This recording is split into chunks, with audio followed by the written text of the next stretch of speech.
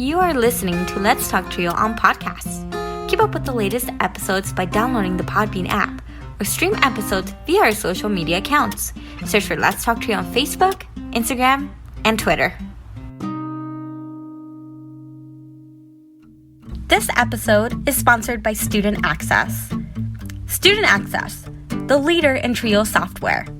Student Access is an online database solution that allows Trio programs to track their students' information, connect with students by text messages, streamline the APR, and work from anywhere, all online, with automatic updates for changes from the Department of Education.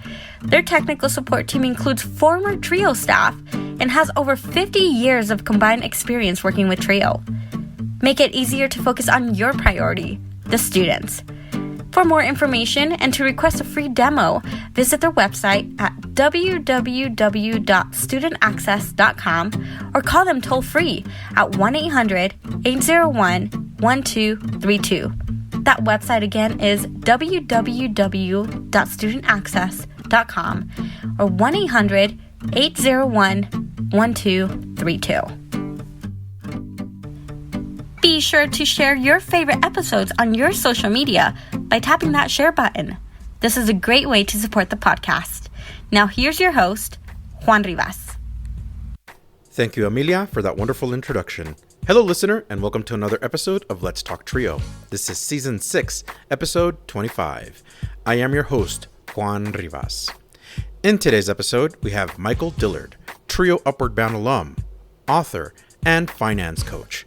Michael is on the podcast to share his Trio journey, stumbling on a job that provided a lot of opportunity, and a discussion on finances. So coming up in just a bit, Michael Dillard. A heartfelt thanks to our individual supporters, Angelica Villalpando, Rosario Riley, Dr. Ryan Barone, Dr. Jamie Motley, Dr. Jeff Naputi, Angelica Valdez, Felicia Rivera, Eric Lamaster, Jeff Calden, and Jaded Electronics. Thank you to our corporate sponsors, TrioJoblist.com, Nosotros Education Center, TheTrioStore.com, powered by Proforma. Visit www.thetriostore.com, your source for Trio graduation stoles. And Student Access. Thank you all so much for your continued support of this podcast. You too can be a sponsor of the podcast. Head on over to Patreon and search for Let's Talk Trio. Choose one of 4 patron levels. You can support this podcast for as little as $1 a month. If you own a business and would like to run an ad on our podcast, send us an email at letstalktrio@gmail.com for details. Or become a supporter with a one-time donation to the podcast business PayPal account. Our business handle is at Let's Talk Trio. Your support helps lift Trio voices. If you would like to nominate a participant, staff, or alumni to be on the podcast, send us an email at letstalktrio@gmail.com. That email again is letstalktrio@gmail.com. Again, a great episode featuring Michael Dillard, Trio Upward Bound alum, author, and finance coach. Sit back, relax, and enjoy this episode. This podcast episode is for informational and entertainment purposes only. The views and opinions expressed by the guest are their own and do not necessarily reflect the views of the podcast or its host. The episode does not constitute financial, investment, or tax advice. You should consult with a qualified financial professional before making any investment decisions. Investing involves risk, including the potential loss of principal. Past performance is not indicative of future results. This episode may contain forward-looking statements, which are based on current expectations and are subject to risks and uncertainties. Actual results could differ materially from those described in these forward-looking statements. Hi, Trio Nation. My guest on the Let's Talk Trio podcast is an alum of the Trio Upward Bound program at Austin Peay State University. He holds a bachelor's from Middle Tennessee State University in Interdisciplinary Studies, a master's in accounting from Liberty University in accounting, and a master's in financial planning from Strayer University. He is a financial abundance speaker, executive coach, and currently serves as a diplomat for USAID, a U.S. agency for international development. In his free time, my guest enjoys chauffeuring his children to extracurricular activities, traveling and posting personal finance videos on social media. Welcome to the podcast, Michael Dillard. Michael, welcome. Thank you, Juan, for having me on Let's Talk Trio. It is something that I am so excited about. I've been listening to your prior episodes, very impactful. Thank you for what you're doing for Thank you, sir. students and the community. Well, thank you very much, Michael. Thank you for joining the podcast and for willing to share your trio story. And we're going to talk a little bit about money and finance, right? Oh, yeah, money, finance, right? That's what the world likes. That's what makes the world go round. So, how are things going on your end? Things are going great. I've been able to work with a lot of students lately, and it's just been giving me the energy to keep pouring out, keep sharing my story to motivate the younger generation to be great. Awesome. I'm going to kind of start going on the reflection questions. What is something that you learned about yourself in 2024?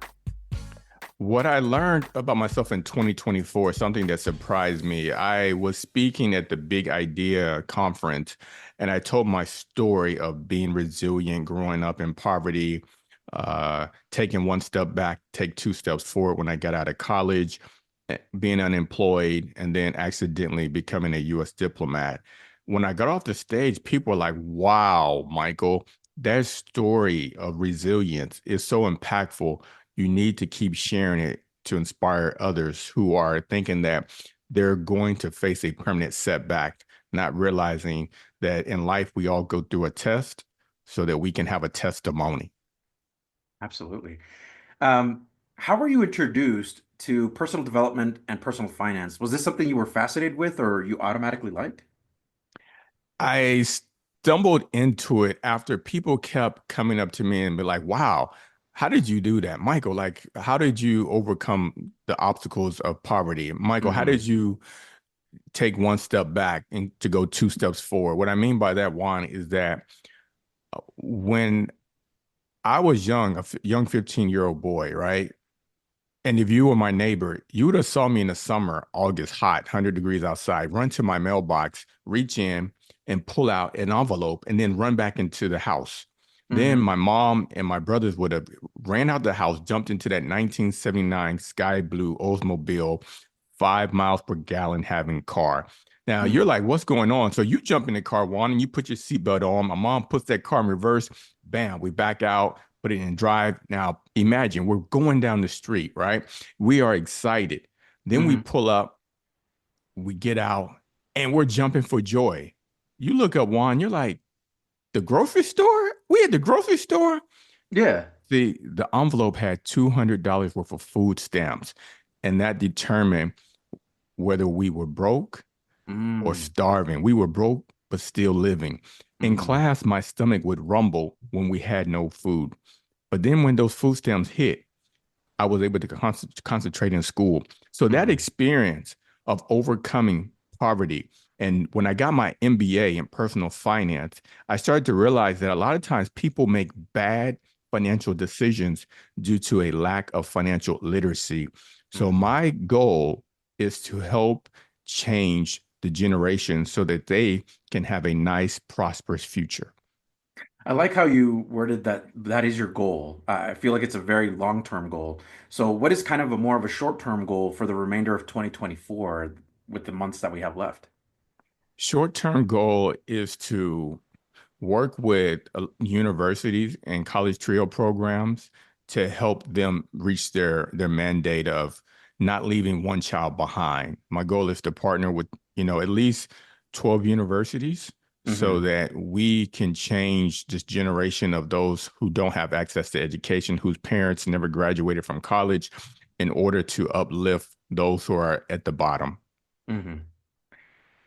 What is something you did this year that made you feel accomplished? Oh, that's a good one. What made me feel accomplished was that taking my children to softball and baseball games, one, that's such an amazing feeling because I've lived out my youth, right? So now I'm older and I'm seeing my kids enjoy playing sports, having fun, competing, overcoming not being able to hit the ball one game to being able to hit the ball the next game and just watching them have fun. It just shows innocent fun. For me as a parent, driving back and forth, trying to shuffle between after school activities, going to church, it was like something that's like an experience where it's like, yes, I'm busy, but it's good busy. Absolutely. Michael, let's take a step back in time. Can you share a little bit about your childhood? What was your family dynamic like? Going back in time, my mom had me when she was 16 years old, and my dad was 17. It was, as you can say, love at first sight, right? They Hmm. didn't wait to finish high school, go to college, get that great high paying job, date, buy the house, and then go and select all the baby arrangements to put in the room, decorate it. No, no, no, no. None of They that. they were like, no, Michael needs to come to the world ASAP. So Mm. growing up, my family started off a little behind.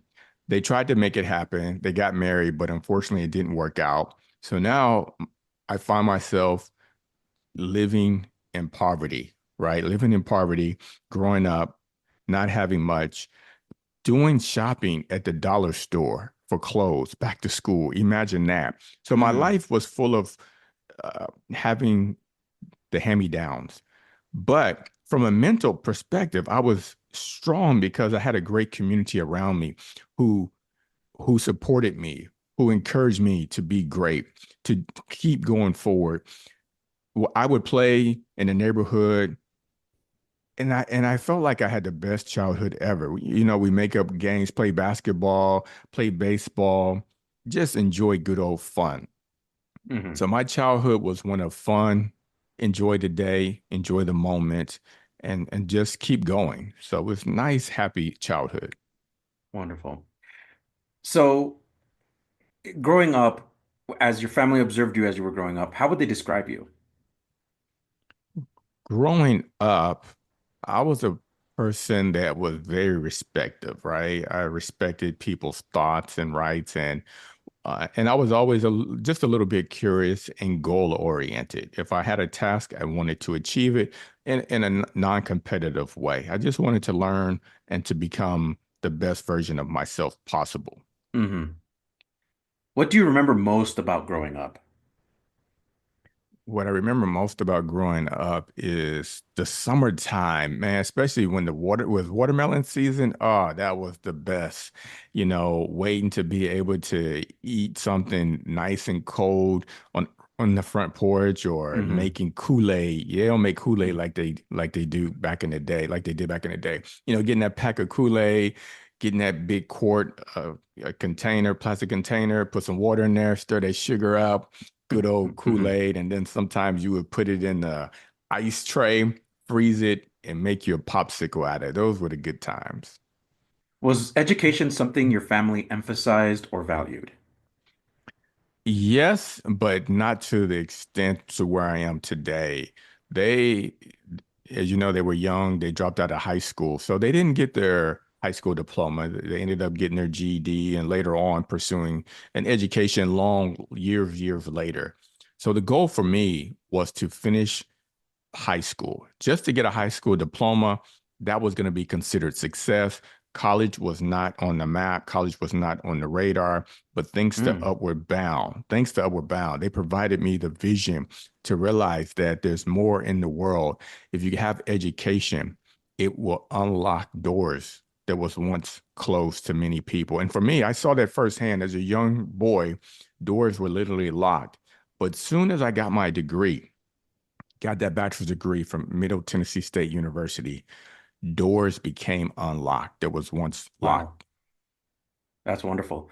Michael, you were talking about Upward Bound and how that made a difference.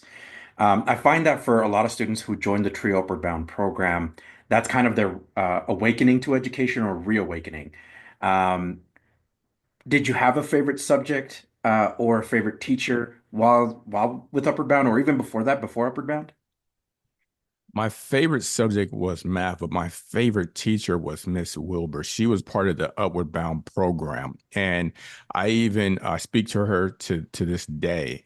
Hmm. I had a great opportunity of speaking at Austin Peay State University and having her as a special guest to accompany me there. Uh, Upward Bound and Miss Wilbur exposed me to the fact that it's not about education, it's about the support that you receive to keep going. Without the support of Miss Wilbur, I wouldn't have never realized that in order to apply for college, you got to have the fast application. You have to have a certain GPA. That's right. You have to Yeah. select classes. You have to choose a degree.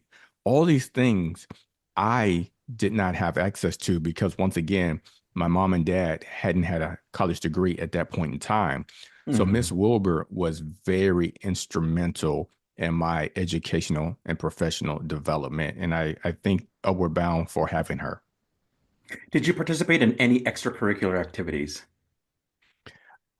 At first, I did play football, but then the economics, my mom was broke. We were broke, but still living. She was working double shifts at a fast food restaurant. So I couldn't afford to pay for the fees, the equipment, etc., unfortunately.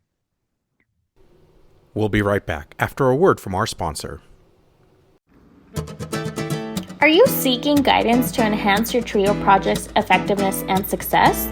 Look no further. Nosotros Education Center, NEC, is here to empower your TRIO project with expert consulting services. NEC's mission is to promote the effectiveness and impact of TRIO programs. Since 2003, NEC has specialized in providing professional development and in-service staff trainings, allowable cost services, for TRIO projects across the country.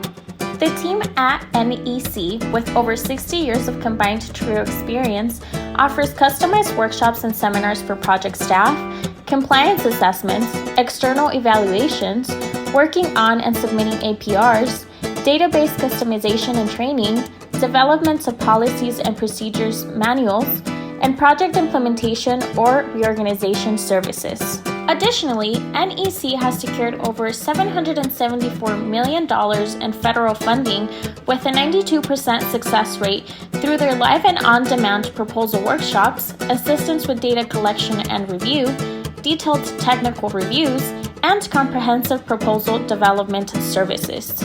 Join the hundreds of colleges, agencies, and TRIO projects across the country who benefited from NEC's expertise. Nosotros Education Center, your partner in TRIO's project success. Visit their website at nosotros.edu.org. Again, that's nosotrosedu.org.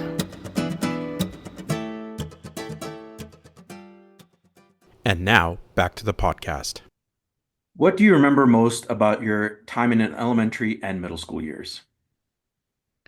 Elementary and middle school were great years. Had a lot of great friends who didn't shun people. Everybody was just collective good fun. During that period of time, everybody got along. There was not a lot of division. People just was living free, which I Mhm. really enjoyed. I cherished those times.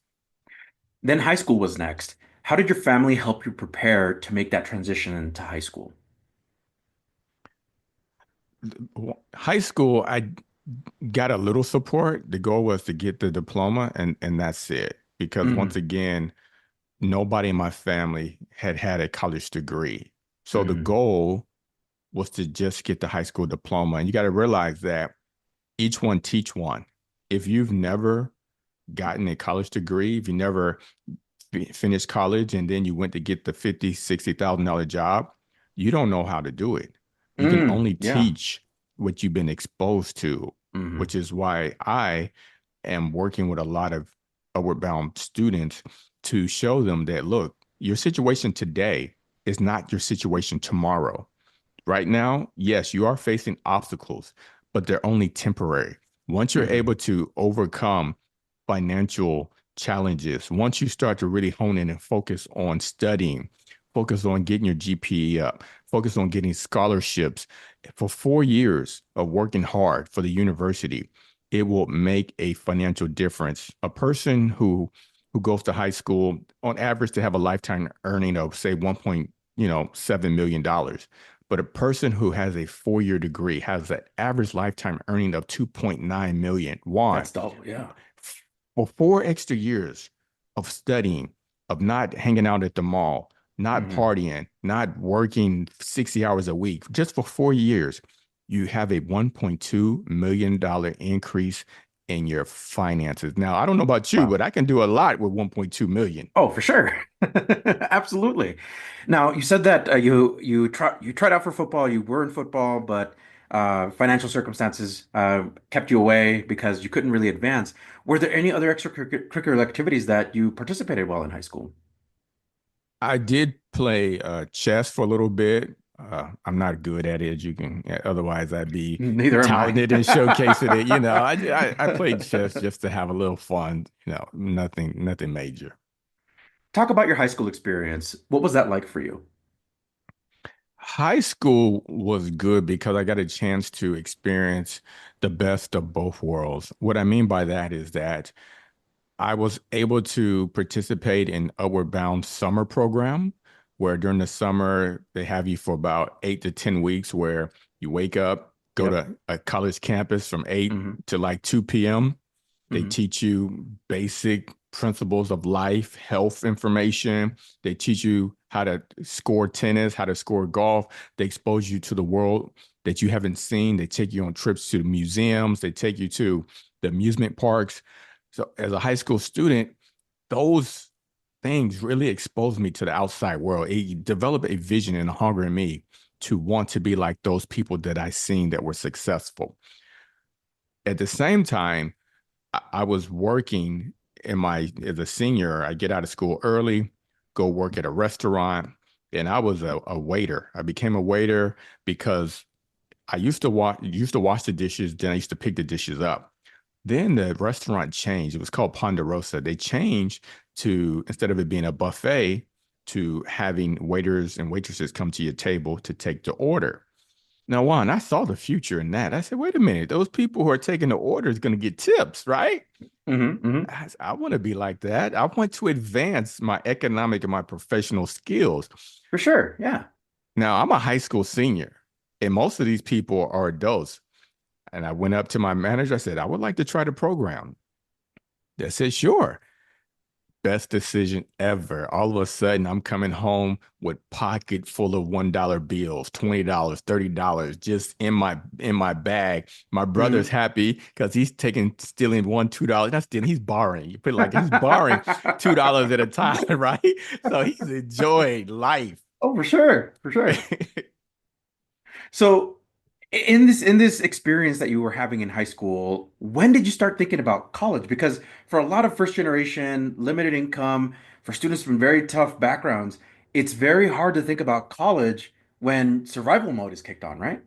Survival mode is the word. I was in survival mode. And the only reason why, once again, I can say that I ended up going to college is because of the Upward Bound program. Because as you know, you meet one every other Saturday, depending on the program, you go and you meet, and those assistants, those teachers are holding you accountable. They're literally looking at your grades saying, hey, what did you get in this? Do you need some help in math? Who has a question about history? So everybody's raising their hand. And when you're in an environment where somebody's looking to help you, you're able to become vulnerable. Hmm. Seeing that others were having the same struggle that I had encouraged me to ask for help. Then when I went to Upward Bound program during the summer, it continued to expose me to being on a college campus. But the most important factor, Juan, was they gave you those forms to apply for college. And for the last semester, when you finish high school, they make you take 2 college classes. So I don't know how the Hmm. programs work now, but when I was in the program in the summertime, they paid for it and they made you sign up for 2 college classes. Signing up for those 2 college classes made it normal. Imagine Huh. nobody in your family has gone to college. They don't know what it's like. All of a Hmm. sudden, you've been going to this college for the last 3 or 4 years as an Upward Bound student, high school student. You know the rooms, you know the hallway, you know the landscape. And then Hmm. they say, okay, here, take these 2 classes. So you go into the class in study mode. Now you take the courses and you pass. That does wonders to one's confidence. It tells you Absolutely, it if they does. can do it, you can do it. If they Absolutely. can do it, you can do it. That was the thing that changed my life. It's because I was in a system, I was around people who shepherded me along the way and exposed me. It sounds like Trio Upward Bound really built that bridge for you to see yourself as a college student. What else did Trio Upward Bound teach you? They taught me to look at the long-term goal, look at life Mm, outside of your immediate location. hmm Going to the museum, going to the Tennessee, Department of Governance, going to these different locations and seeing professionals working at high levels, looking like they have a nice lifestyle. It showed you that don't focus on fast food money. That's fast hmm money for today Oh, for sure. that won't last. It's not a whole meal. You're getting a quick meal that's not going to last. You need to focus on the long-term goal. Most first generation college students find themselves 2 to 4 steps behind usually in their sophomore junior year when they get recruited into an upward bound program. They feel like they're lost in the whole college planning process. I know that was my experience. Does this mirror your experience in terms of college preparation, Michael? I, I'm I don't think I was super behind.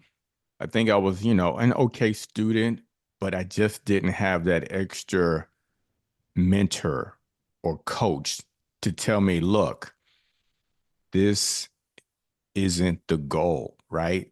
You need to have higher standards for yourself. Because when Hmm you're around other people, you tend to turn and become the people that's in your local environment. That's who you become. It's like when hmm you take a seed, they say you take a seed, you put it in the jar, you put dirt on it, and you water it in the jar. Well, it's only going to grow to be so big. But when you take it out with the roots and you plant it in the open somewhere, the tree will grow to be 6 foot, 10 foot tall. What changed? The environment change is what happened. So for me, having those upward bound teachers and tutors just pulling me. Hey, come here, come this way. hmm What did you get in math? What did you get in English? What's your scores? Here, fill out this FAFSA application for your parents. Hey, here, what classes do you want to take for college? Pulling me along the way and showing emotional support, right? You can have an Absolutely, yeah. emotional support of understanding that my stomach is growling, right? Because I haven't eaten, that my clothes might be a little raggedy because I can't afford the latest and greatest, but mentally, I'm here. What is one of your favorite memories of Trio Upward Bound participating in that program? I have two. I went to the Capitol one time and we met a celebrity, Oh, and a celebrity who played the bailiff on Andy Griffin's show. I forgot his mm. name. He played the bailiff on the Andy Griffin show. Maybe one of your listeners out there can, respond and type in the name of the bailiff. And I saw him and I was like, wow, wow, this is amazing to be able to see someone. And then the other one was going to Six Flags. That was a Mm. great experience. Going to Six Flags as a child, what a wonderful experience. It was great. Just and seeing another city, right? Because when you travel, you're in the bus with people, you're traveling, you're having fun, you're talking about Mhm. the latest songs, but you're bonding and you're collaborating with others who have similar experiences as you. Absolutely. How did Trio Upward Bound prepare you for entering college? Now, I know you were already kind of talking about how they were pulling you in directions that guided you to the college process or to begin, right? But how did it prepare you? How did it build that foundation for you? The foundation was built that you have to invest time in the books. You have to study. Oh, so If true. you what you put in is what you get out, and they emphasize grades, grades, study, ask questions, use your resources that's available. If you don't know, ask somebody. You decided to attend Middle Tennessee State University. What drew you to this college? What drew me to Middle Tennessee State University is that at first, after I did 4 years in the Army, so took those two classes at Austin Peay State University.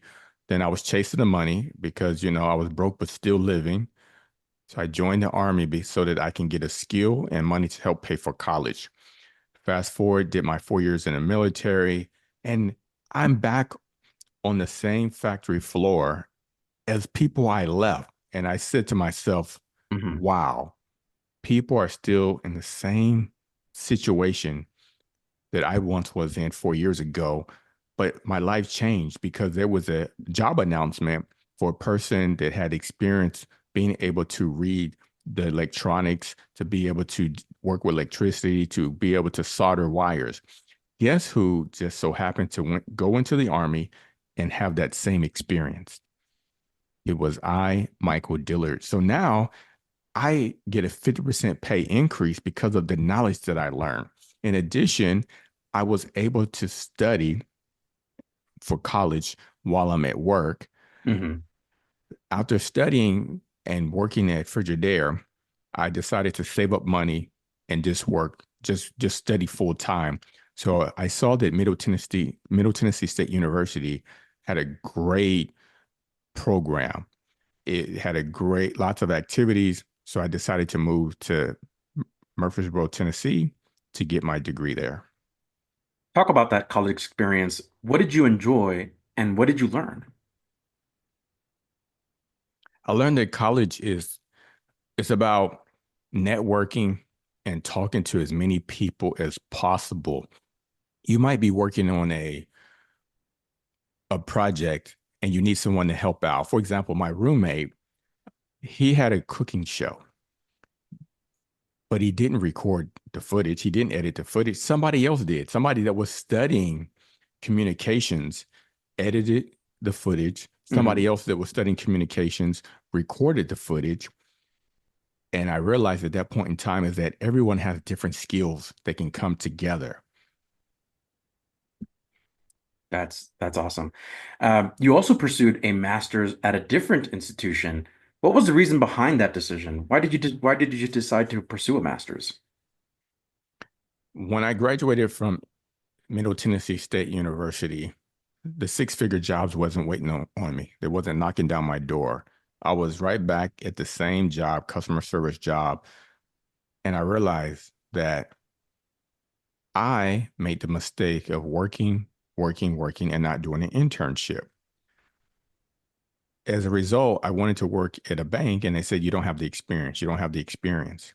So I applied to be an intern working for a bank. Even though I graduated that semester, I applied for the summer internship program. I was accepted into the program, competing with freshman, sophomore college students. Hmm. After the program ended, they saw how dedicated and diligent I was with my work that they offered me a job. Guess what, Juan? The job paid more money than my prior job and it had more benefits. Whoa. And this is why I tell people sometimes in life, you have to take one step back to go two steps forward. Yeah. I'm working, I have the experience.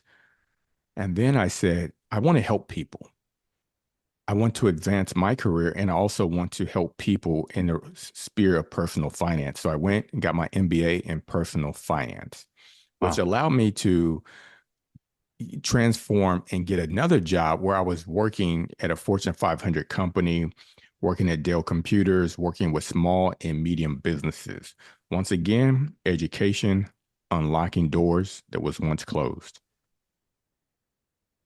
So you now currently serve as a diplomat for USAID. Can you talk to us about that job and how did it come about? How did you land on this job?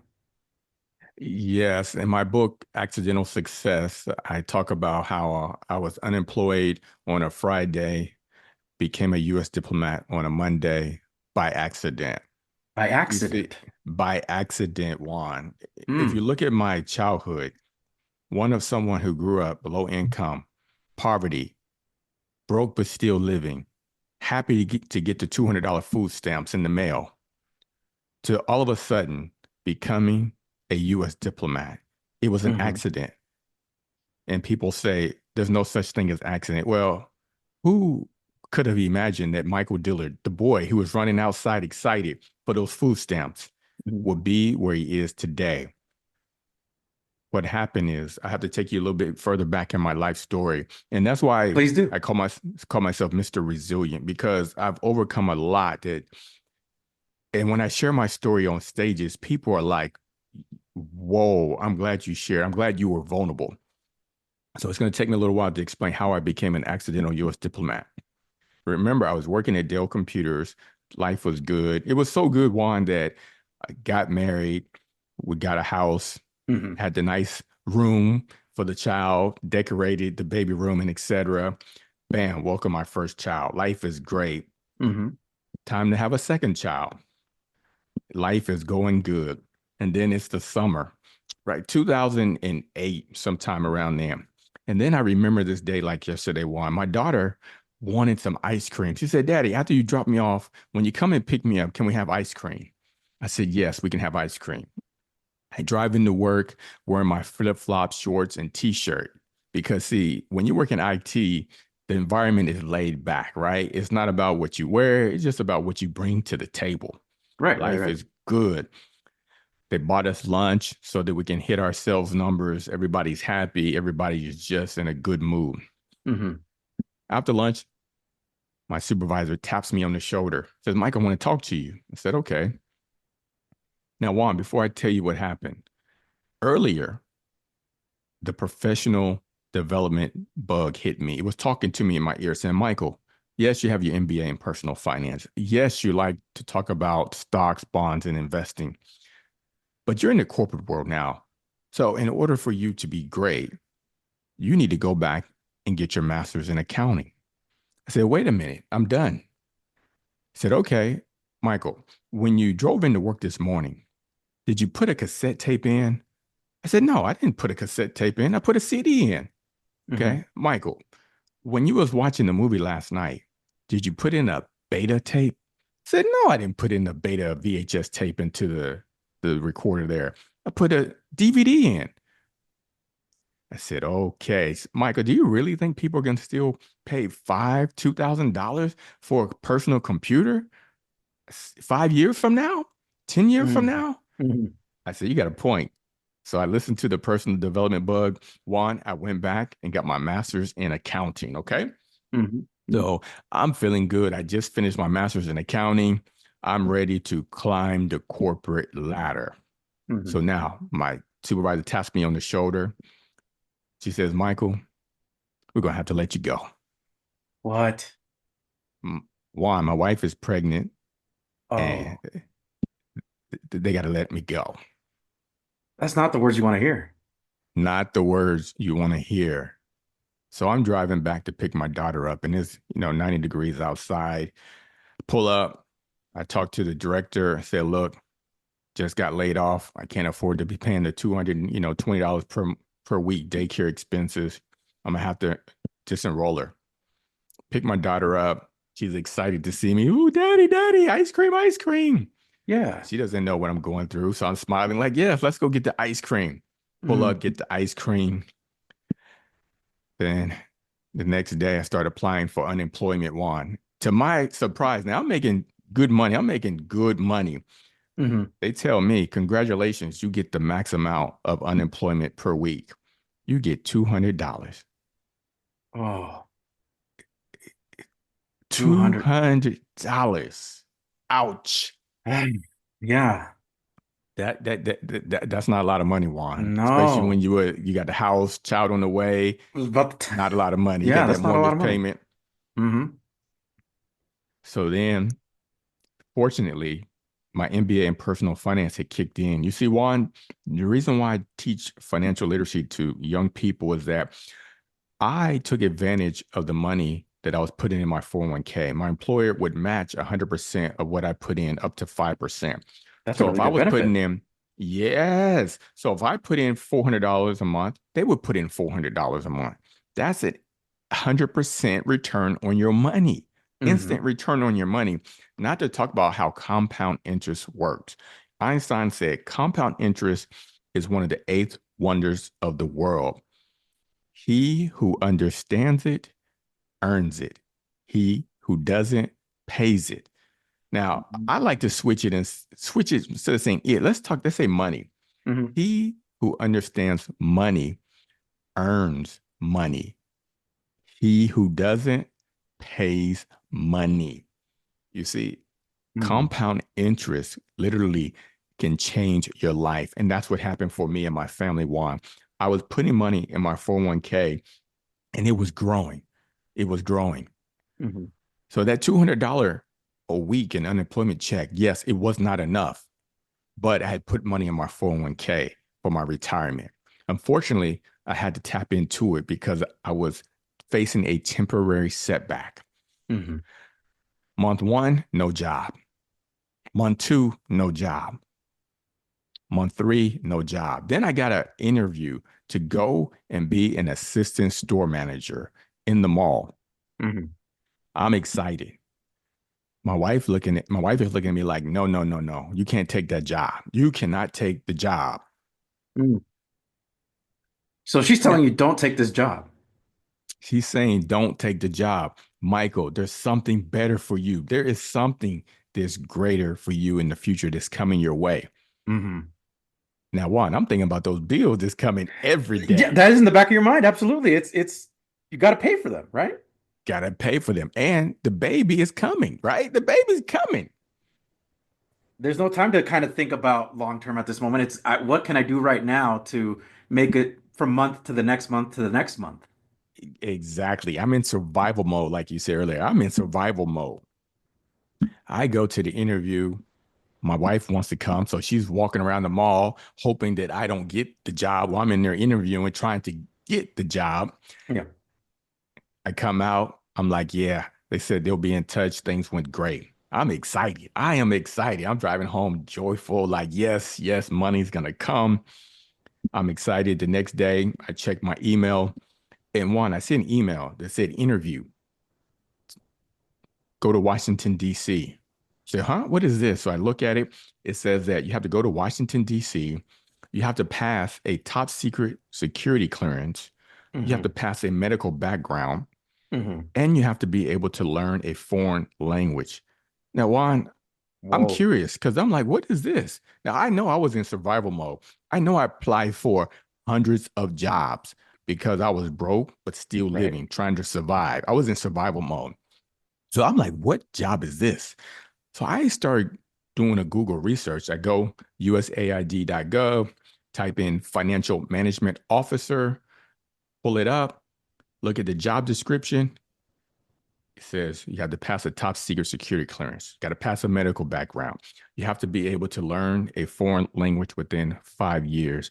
It says you will be given a diplomatic passport to travel the world. I said, whoa, Wow. Juan, I accidentally applied to be a U.S. diplomat. Oh, Now, wow.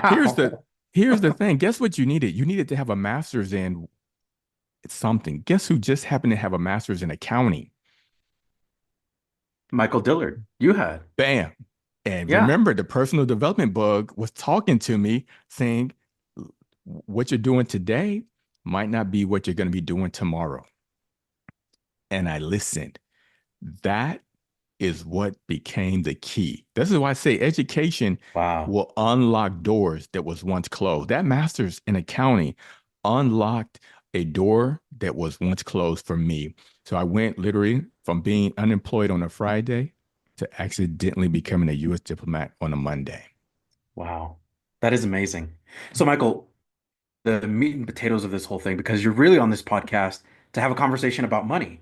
Because, as you know, for a lot of first generation students from limited income backgrounds, it's tough to manage money. So, this must be a topic that you feel really, truly passionate about. I am so passionate about it. I record YouTube videos. I do, podcasts, audio podcasts talking about it. Of course, I speak to students on stages or facilitate workshops talking about money because I know that as a young person, if you're able to grasp the concepts of money at an early age, you will have a nice, prosperous life. You will be able to live in financial abundance. And most importantly, you will be able to leave a financial legacy for your loved ones. That is so true. So, Michael, for pre-college, college, and non-traditional college students, every single one of them have varying views about money. Why is it important to know how money works? The reason why is if I was in person, I'd do this demo live and in person. But Yeah. compound interest, here's something I like to do a demo on when I'm in, but maybe if you have a calculator, your audience may have a calculator. What you want to do is you take 72, okay? And it's called the rule of 72. Take 72 divided by your average rate of return of your investment. Now, there's a saying, what you don't know will hurt you. Once again, what you don't know will hurt you. Remember, Einstein said, he who understands money earns it. He who doesn't pays it. Let me tell you why. Say the average return of a bond is 3%. Okay. So now we're going to just take that number 3. Take 72 divided by 3. That is 24. That means your money will double every 24 years on average. So imagine you had $5,000 sitting in an account. 5 years, you got 5,000 sitting in the account. That means in 24 years, it's going to double to be worth 10,000. 24 years, okay? It doubles. Now, if you invest in the S&P 500, it has an average rate of return of 9%. So let's take the number 9, right? 72 divided by 9 is 8. 8 years. Every 8 years, your money is going to double. Okay. So we had the 5,000 that went to 10. Now you got your money.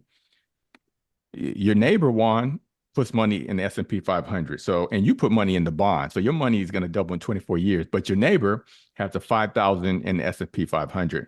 After 8 years, the 5,000 becomes 10, right? 8 years later, the 10 becomes 20. Then 8 years later, the 20 becomes 40. That's 24 years later. I don't know if you was counting. 888 is 24 years. Yeah. The same $5,000, your neighbor has 40,000, and your money has grown to be worth 10,000. In the 24-year span, they've essentially what 8 times the money they've grown it, right? In the span of the 24. Wow. Yes. Wow. And this is financial literacy is not taught to people when they're young. They're not exposed to it. They're not pulled, right? Sometimes you need someone just kind of pull you. A lot of times they say young people can't handle the information. You shouldn't talk to them. No, that's the best time to talk to them. Absolutely. Even though they're not acting on it, they can listen to it because guarantee you, now they've finished college. They've done the Upward Bound Trio program. They finished college. Now they're making $60,000, $100,000 a year. But if they don't know how to manage their money, they're going to end up in financial deficit. Yeah. Go ahead. Go for it. So this is why I break down different financial lessons at different levels. I have a program that I teach the 5 fundamentals to having financial abundance. Number 1, you have the life insurance. Number 2, you got to get the free 401k match. Number 3, pay off high interest debt. Number 4, get the tax savings, invest in an individual retirement account. And number 5, the most important one, is to open up a child inheritance account for your children. And I can go deeper into them later on. Absolutely. So I was just going to follow up with a statement because as high school students graduate and join either the workforce or go into college, we've always seen, and this is the pattern in the last 30 and 40 years in media, that marketing has really targeted the young population because that's where they find the money, right? And marketing exploits that. And I think your system, your program intends to kind of lift the veil of that to say you don't have to be spenders, you don't have to be the consumers of your entire life. You can pick and choose of how your money can where it can go. And sorry, go ahead. No, definitely. And I know people say, well, it's hard. No, I teach a program that's very basic and automatic. That's the difference. I break it down to the bare bones, simple. That's it, right? Meat and potatoes. What I mean by that is that, like I just gave you the example, Juan, imagine you have $5,000, right? You invested in bonds and your money doubled to be worth 10,000 24 years later. But your neighbor, right? They went to the financial literacy workshop that I had, and they put the 5,000 in the S&P 500. Their money grows to be worth $40,000. Same money, same access. The only difference was the education. Now, if you would have known the difference between investing in a bond and a stock, would you have chosen the stock? Yeah, I would have, if I would have learned earlier, absolutely. Exactly. And now let's go back in time, right? Imagine when you were 25. If you would have set aside Oh man. $10,000 when you were age 25, and look at how much it would have grown today, right? And then Oof, yeah. we think, yes. Now we didn't even play this out to when you're 50, when you're 60. hmm hmm And I'm glad you said that because, uh, and I'll share this really quickly. With a previous guest, there was a talk about retirement, and for a lot of high school age and college age students, retirement is really an afterthought. For many, retirement is 50 to 60 years away, Michael. So there's really no incentive to think about retirement. Why is it important to talk about it or think about it now? Where shouldn't just students live in the moment? Because, and this is why I like talking to the students, right? It just visualize you got the $5,000 that's in your hand right now. You're holding $5,000 in your hand. You're 25. You can take that $5,000 and you can spend it. Buy hmm whatever you want. Oh, the latest PlayStation, latest game console, car, something down payment for a car. Yeah, Right. Okay. So now you're gonna work till how long? You're gonna work till your age 80, 85 because you have no money. yeah. Wow. Now, I Yeah. don't know about you, but as I get older, the less energy and I'm not as mobile. So imagine being 80 years old trying to survive because you didn't plant any seeds in the ground. You didn't plant a harvest. It's all about planting seeds. If you plant the seed early, you invest early, then those seeds grow, they become a tree, and then you can pluck an apple or an orange off the tree, but you still have oranges and apples to eat from. But if you hmm eat the seed, you don't have anything to eat because nothing is growing.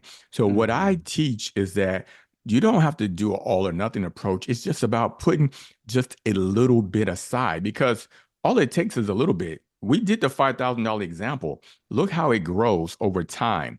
Time is your best friend, or time can be your worst enemy. Because if you only let your money compound, say you got the 5,000 and you decide to invest when you're 60 years old, and your money is going to double 8 years. So now your 5,000 will double to become 10 at age 68. But if you would have started at age 20, 5,000 becomes 10, 10,000 becomes 20, 20,000 becomes 40,000, 40,000 becomes 80, 80,000 becomes 160,000. The 160,000 becomes $320,000 won, all because you chose to do what was hard today so that your life can be easy tomorrow. Now, if you Absolutely. do the easy thing today, you will have financial problems later on.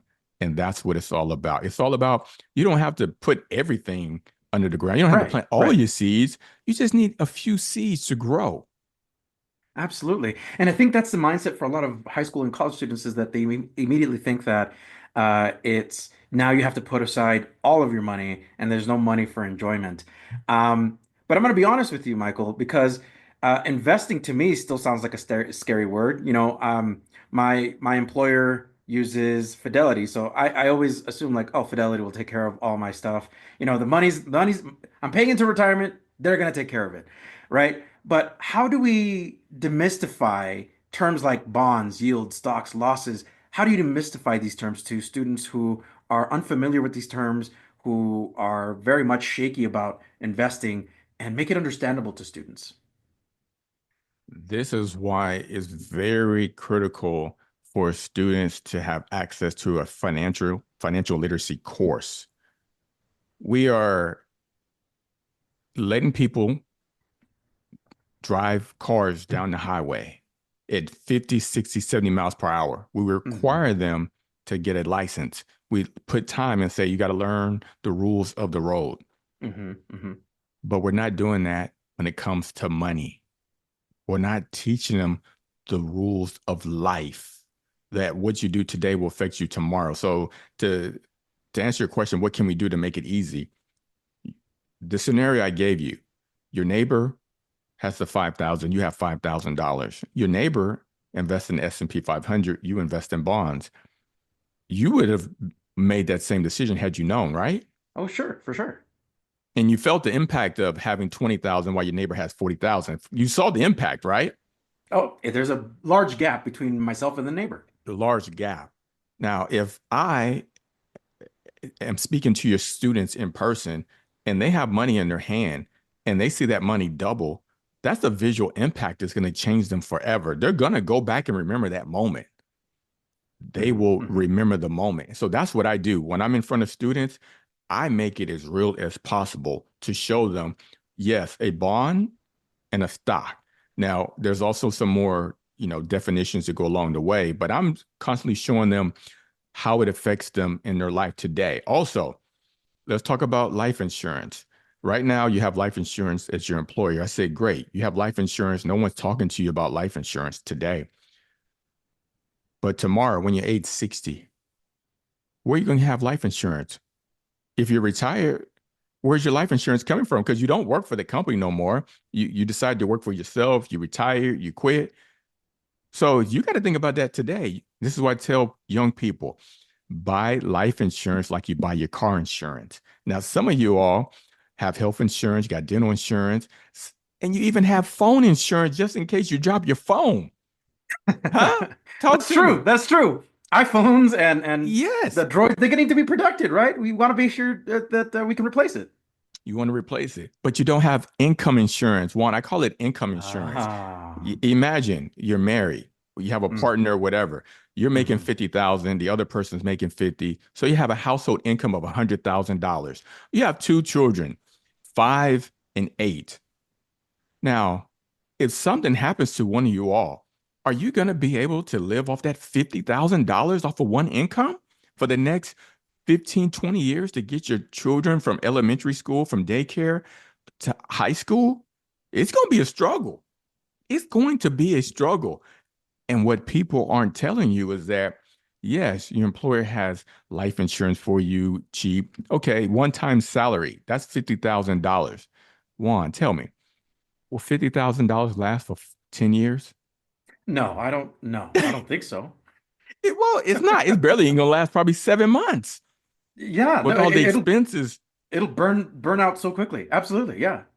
Now, imagine if you can buy $500,000 term life insurance for as little as $50 a month. That's it.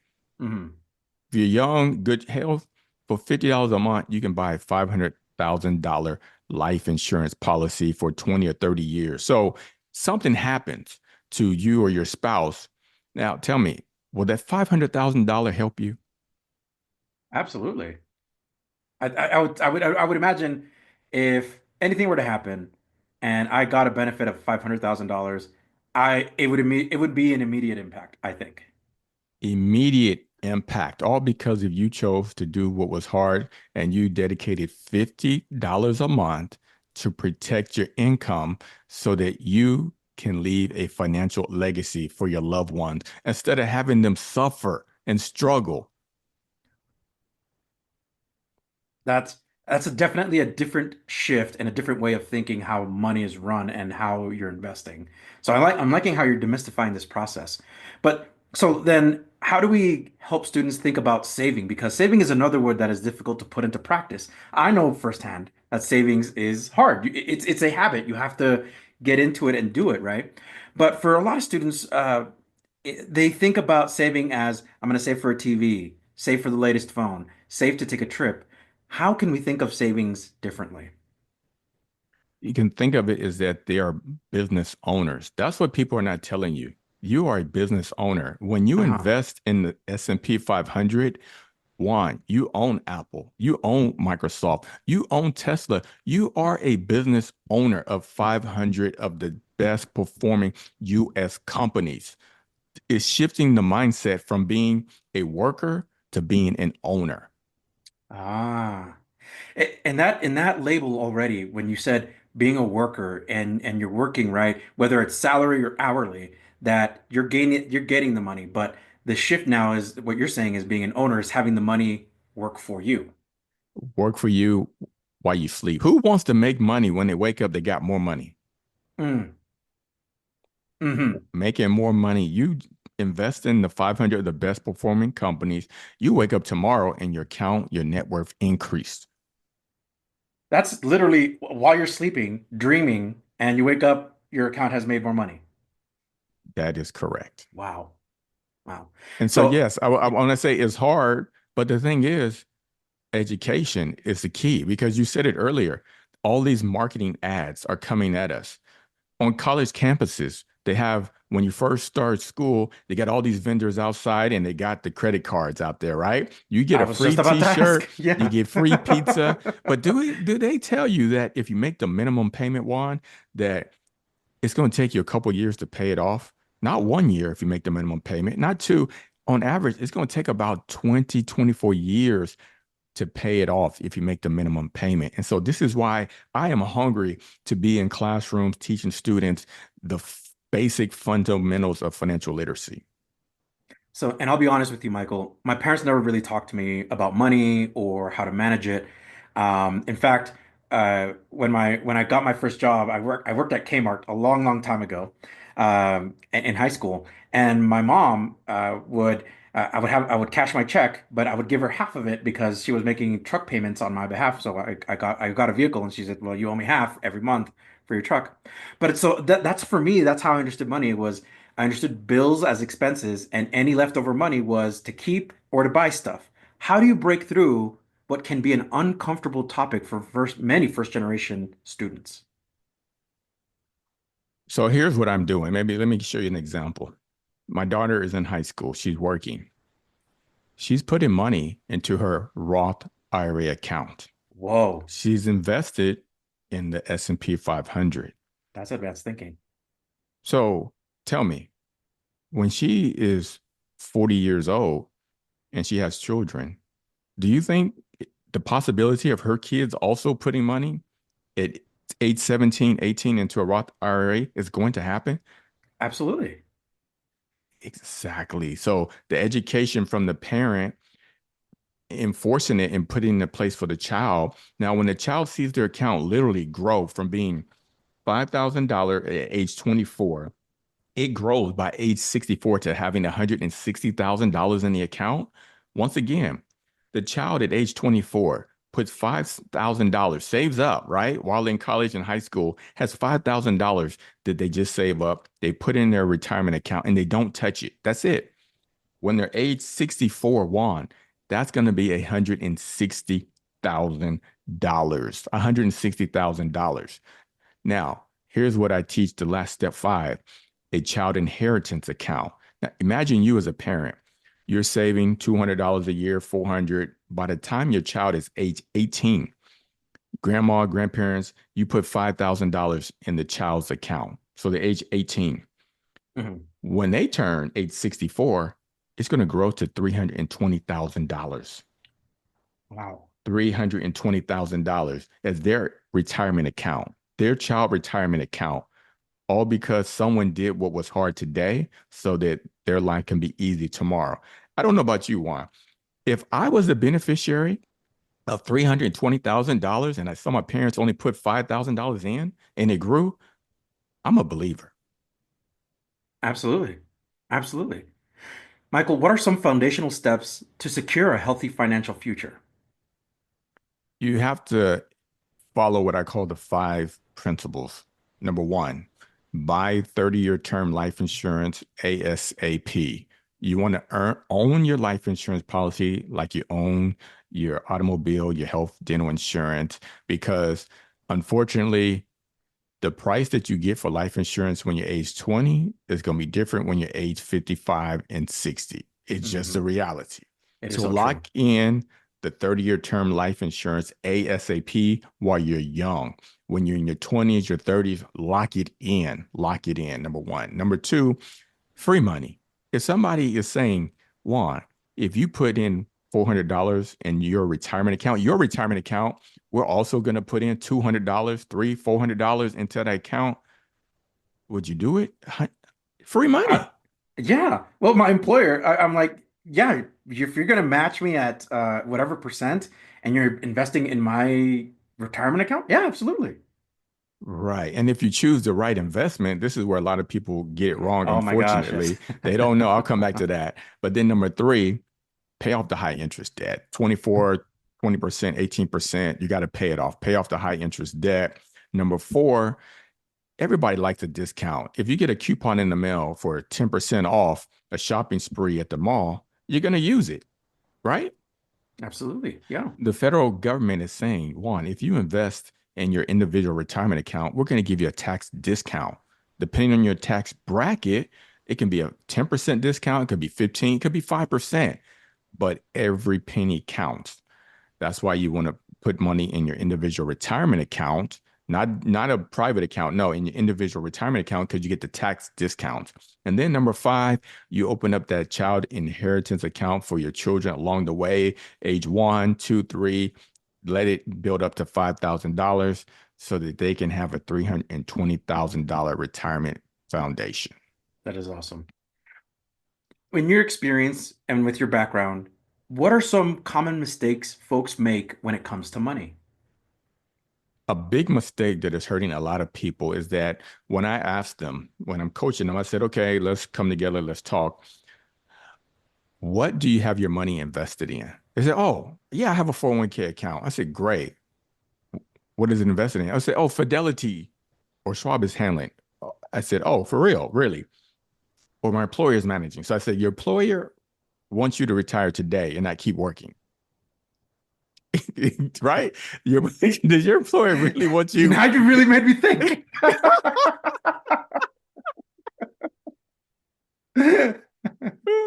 Or are you with me on that? Right?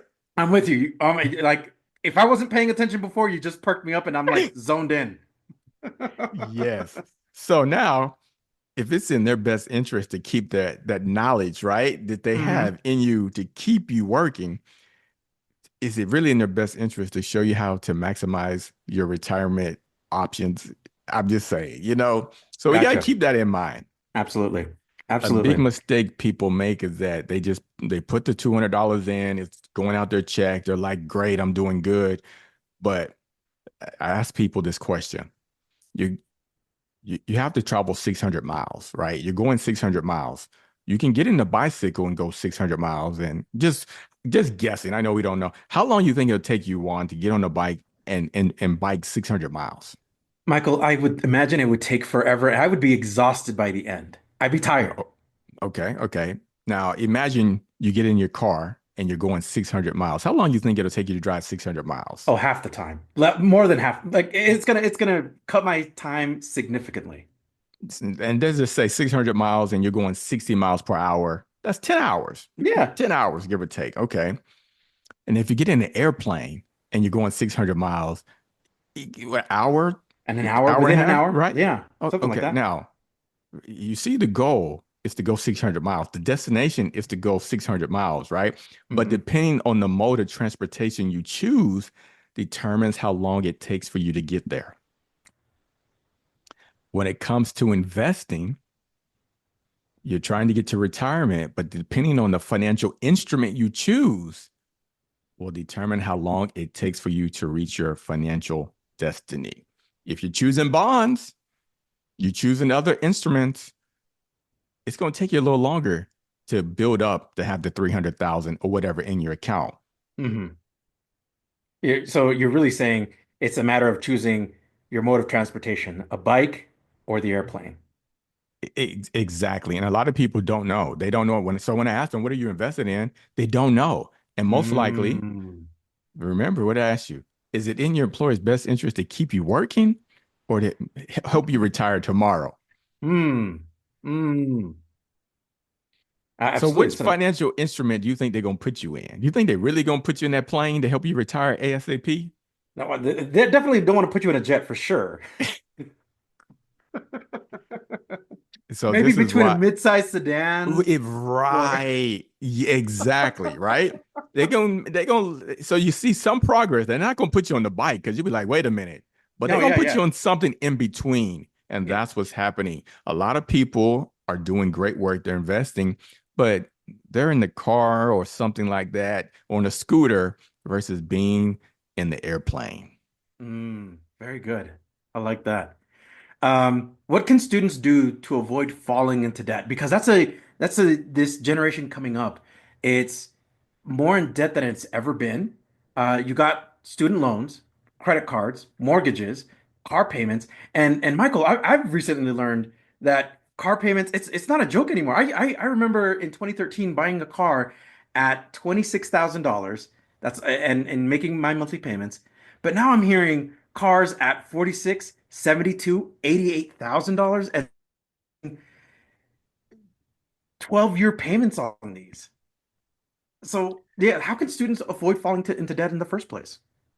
So that's where it comes down to financial literacy. I feel like if you're exposed, right, if you know the impact of your financial decisions, you will make a different decision. It comes down to financial literacy, having an understanding that, look, that payment on that credit card, you get a $5,000 credit card and you max it out. You go on the trip, you go on vacation, you buy the shoes, you buy the bag, you're making Hmm. minimum payments. Now, if you know that, okay, you can make minimum payments and you're going to pay a total of $12,500 back, $12,500 back for that $5,000 experience, would you still do Hmm. it? If I knew that, no. Yeah, Like being if I knew that, no, no, yeah. of course. So here's how they trick you psychologically. That's why they're making you make the minimum payment because you're just saying it's only $5, $10. Hmm. 5, 10, $20. So they're just nipping and nipping and nipping. And that's why they're getting rich and rich and richer. Because remember, it goes back to what Einstein said about compound interest, right? Think about it. They're charging you 24% interest on a credit card, and we're trying to get a 9% return from the S&P 500. Imagine, take 72 divided by 24. That means your money would double every 3 years. If you was getting a 24% return on your money would double every 3 years. Mm. So the Mm. point is, it comes down to exposure, education, understanding, seeing on a piece of paper the impact of your decision today, how it's going to affect you tomorrow. Because if you walk out and you don't experience the effect of, the rain, you're not getting wet, you're going to tell people it's not raining, right? But if Mhm. you go outside and you feel the raindrops on you and you feel the impact, you're going to say, yes, it is raining. And, I need to put on a coat or get the umbrella. You need to do something to protect yourself so you can stay dry. Goes back to education. If we can have more programs that's teaching financial literacy, that's showing you the impact of your financial decision, because there's a lot of people out there that'll say, do this investment. Okay, explain it to me. Well, you put here and then it borrows and then it compounds and then you take this out and then next thing you know, 2 years later, it becomes like, what? If it don't make sense, if you can't explain it on a piece of paper, then you probably shouldn't be investing in it.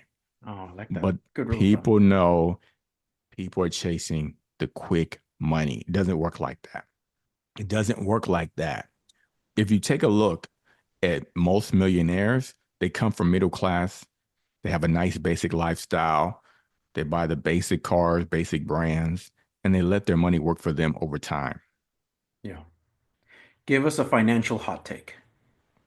Ooh, financial literacy is the new currency. Ooh, I like that. Very good. Is there a financial rule students can and should live by? Yes, they should live by the fact that every dollar counts, that they need to make their money work for them. Don't work for the money. A lot of students have their money working for them. If you write down have a student do this exercise, write down what they spent their money on for the week. Write it down. Now you wrote it down. Those are the people that you work for. Hmm. That's who you work for. You've given me a paradigm shift here. Wow. Wow. So, Michael, if a trio program wanted to speak to you about their student to reach out to you and they wanted you to speak to their students about money, how can they contact you?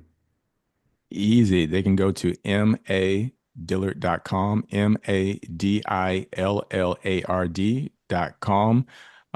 Up in the top right-hand corner, they can book a call with me. If there's Upward Bound Trio students who's wanting some professional development, wanting to know a little bit about financial literacy, they can book a free 30-minute call with me. I'm happy to reach out to help them because I know what they do today is going to impact their future. We will include your contact information, Michael, on the podcast description. So for our listeners, you can click on the link. There'll be the contact information for Michael. Um, Anything else you would like to add in terms of what you offer in your services, Michael? Yeah, I really enjoy speaking to students in person. As you can tell, Juan, I have a lot of examples that I can give, virtually, but 100%, being yeah. in the room, right? There's so many things in the room that I can show people because we learn through audio and we also learn visually. Absolutely. And I like to capture both. I like to impact students. I like to talk to them and then asking open-ended questions. And so if you don't ask the question, you never know.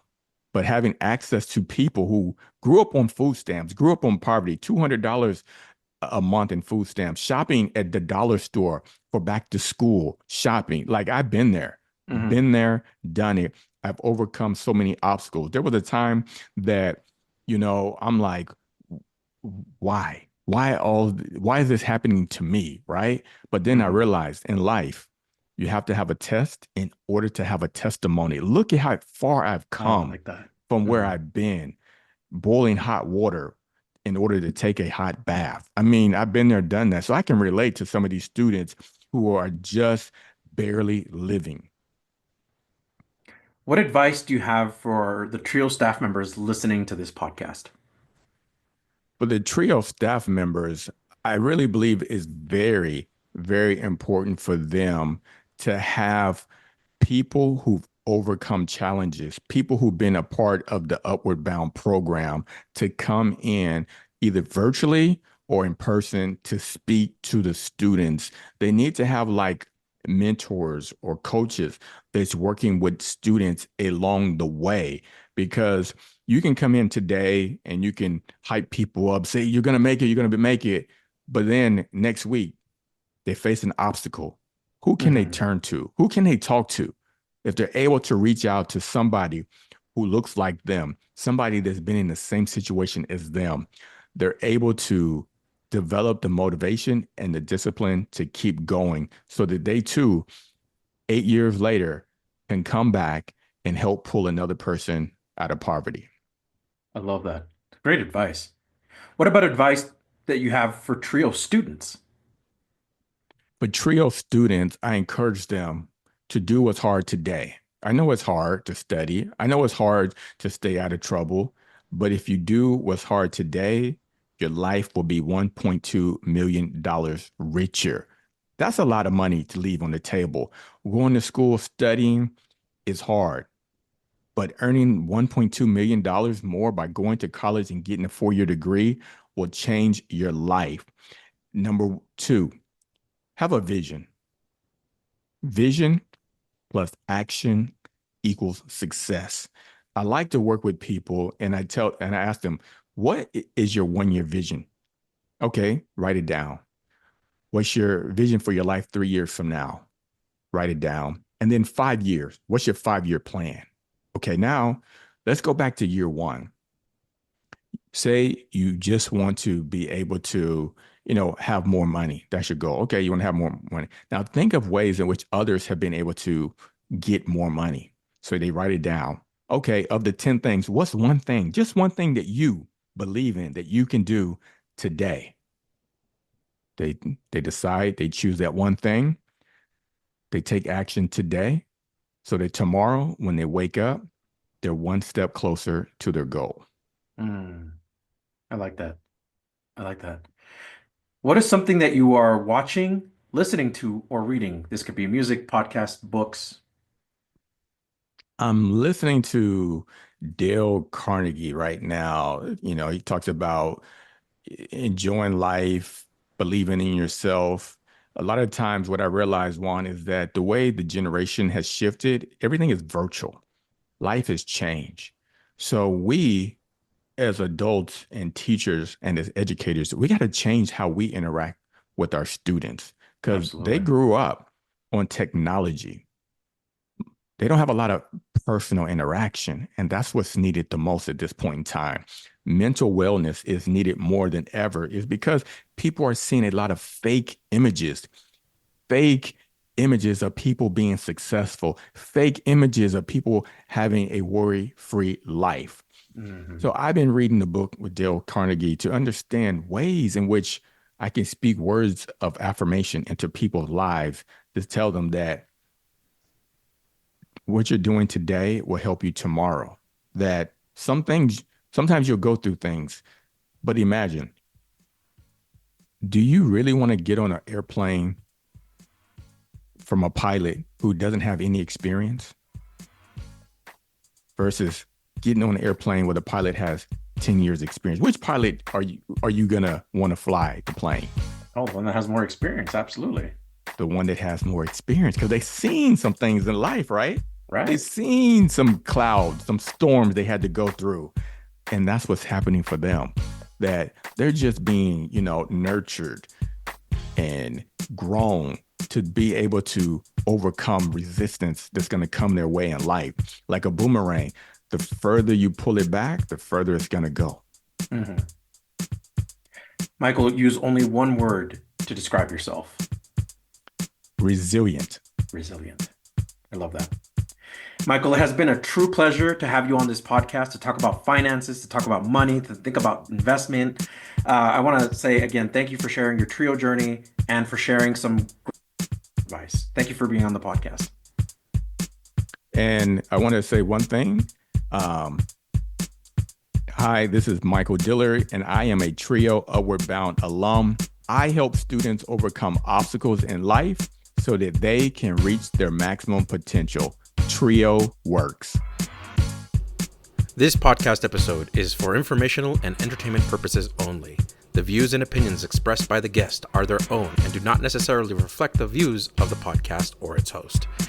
The episode does not constitute financial, investment, or tax advice. You should consult with a qualified financial professional before making any investment decisions. Investing involves risk, including the potential loss of principal. Past performance is not indicative of future results. This episode may contain forward-looking statements, which are based on current expectations and are subject to risks and uncertainties. Actual results could differ materially from those described in these forward-looking statements. Are you a participant, alum, or staff of a TRIO program? Do you want your program highlighted? You or your program could be featured in an upcoming episode of Let's Talk TRIO. Get a hold of us by going to our Facebook page or Instagram and send us a direct message. Search for Let's Talk TRIO. We want to get your story to the public. That was our guest, Michael Dillard, Trio Upward Bound alum, author, and finance coach. Michael, thank you so much for being on the podcast and for sharing your Trio story and discussing finances. Remember, if you would like to be on the Let's Talk Trio podcast or know a staff, advocate, participant, or alumni, send us an email at letstalktrio@gmail.com. That email again is letstalktrio@gmail.com. A heartfelt thanks to our individual supporters, Angelica Villalpando, Dr. Jamie Motley, Dr. Ryan Barone, Dr. Jeff Naputi, Angelica Valdez, Rosario Riley, Felicia Rivera, Eric Lamaster, Jeff Calden, and Jaded Electronics. Thank you to our corporate sponsors, TrioJoblist.com, Nosotros Education Center, The Trio Store, powered by Proforma. Visit www.thetriostore.com, your source for Trio graduation stoles. And Student Access. Thank you all so much for your continued support of this podcast. You too can be a sponsor of the Let's Talk Trio podcast in one of three ways. Become a monthly patron on Patreon. Our base level starts at $1 a month. Become a corporate sponsor by placing an ad on the podcast. Contact us for details. Become a supporter with a one-time donation to the podcast PayPal account. Our business handle is @Let's Talk Trio. I'd like to take a moment to thank our honorary members of the Let's Talk Trio podcast, Roderick Chambers, Tony Ho, Scott Kendall, and Susan Cramp. The Let's Talk Trio podcast team is John Russell, audio engineer, music producer and composer, and post-production editor.